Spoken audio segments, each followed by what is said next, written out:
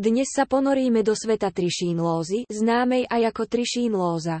Na aké príznaky a symptómy by sme si teda mali dať pozor? Nevoľnosť, hnačka, zvracanie, únava, to sú často prvé signály trišínlózy. Závažnosť a trvanie príznakov sa môže líšiť.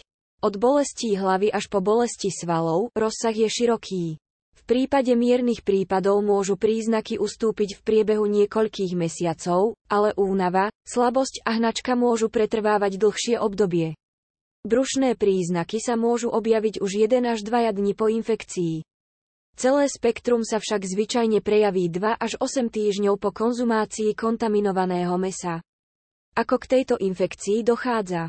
Keď my alebo zvieratá zjeme mäso s larvami trišínl, začína sa fascinujúci životný cyklus.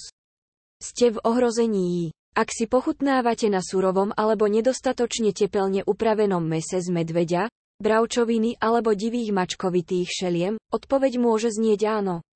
Nemusíte sa obávať, že by ste ju šírili na iných. Trišínlóza vzniká len konzumáciou surového alebo nedostatočne tepelne upraveného mäsa, ktoré obsahuje červy trichinela. Ak máte podozrenie na trišínlózu, čo by ste mali urobiť? Jednoducho, navštívte svojho poskytovateľa zdravotnej starostlivosti.